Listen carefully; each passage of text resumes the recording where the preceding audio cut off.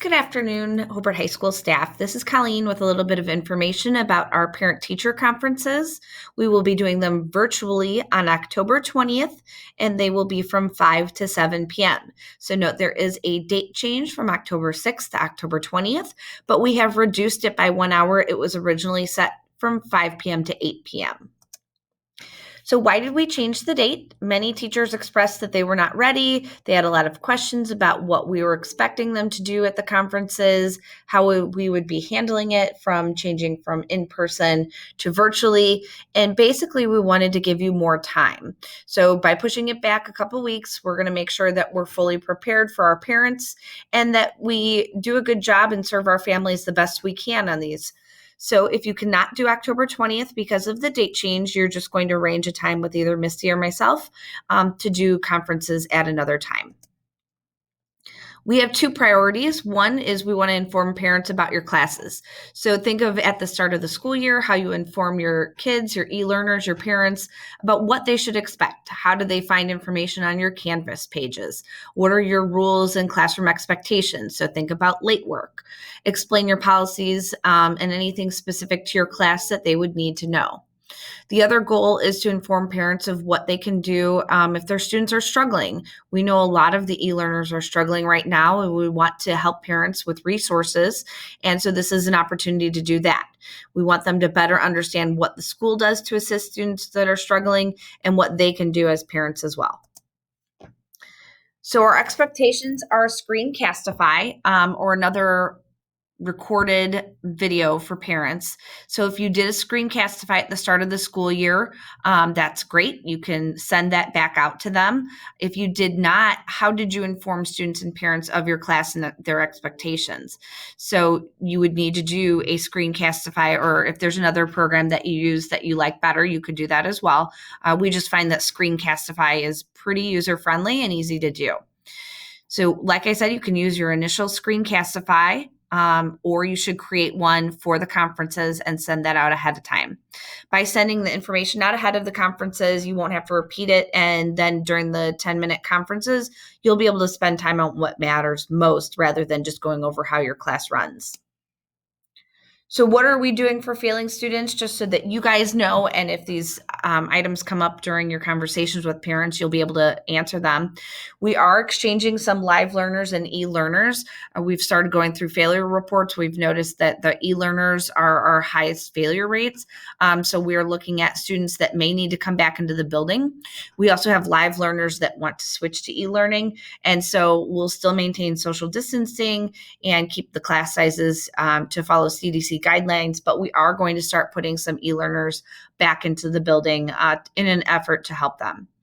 We will be starting tutoring. For some, it will be mandatory, so we're going to be creating some MTSS plans that do have tutoring as a component. We will be extending academic assist time in Power Hour and referring students for the MTSS process. So you may see students being referred to ICU, changing into Aspire, or being recommended for tutoring. John should be sending out the tutoring openings, so you should be receiving that in your email. So if you're interested in tutoring after school, please fill those things out and send a letter of interest, and we will get those tutors hired. We'll be creating MTSS plans, like I mentioned, and then we're working to set up some Zoom tutoring assisting for ICU and special education students. We also are making changes to Power Hour. Misty will be sending those out. The changes will be that we're going to have the SEL and CCR components on Mondays at the start of class. So we'll move away from the Wellness Wednesday, and instead we will alternate between social emotional learning and the employer expectations and things that fall under college and career readiness on Mondays. So 1 week may be SEL, the next week will be CCR, and we'll just try to rotate it like that and trying to stick under that 30-minute time window. We will then try to preserve the rest of the Monday Power Hour, that 60 minutes for academic assistance. And then Wednesdays will be totally devoted to academic assist. So our expectations are to send out a Screencastify prior to parent-teacher conferences.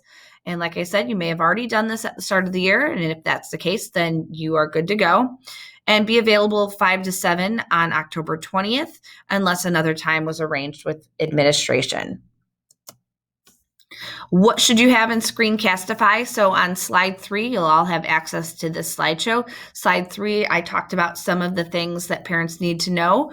Those would be good things to have in your Screencastify. So navigating your Canvas page, your expectations for the class, classroom policies, late work policy, things like that. Your syllabus should be on there, and any other pertinent information. How will we actually do these virtual conferences? So we will be using a sign up program that will actually automatically create a Zoom link for the parent once they sign up. And so that program will actually help facilitate all of this and make it a little bit streamlined and easier for all of us. If you need assistance on some conferences, so if you have some students where you think it may be beneficial to have an administrator as part of the conference, you can request us to sit in on any of those conferences. We are here to help with that and make sure that we're available during that time. So please just reach out if you have somebody that requests a conference and you feel like an administrator would be a beneficial component of that. If you have any additional questions in regards to parent-teacher conferences, please reach out to Misty or me, and we are more than willing to help you with that. If you need help with Screencastify, if it's not something that you're familiar with, we can help you with it.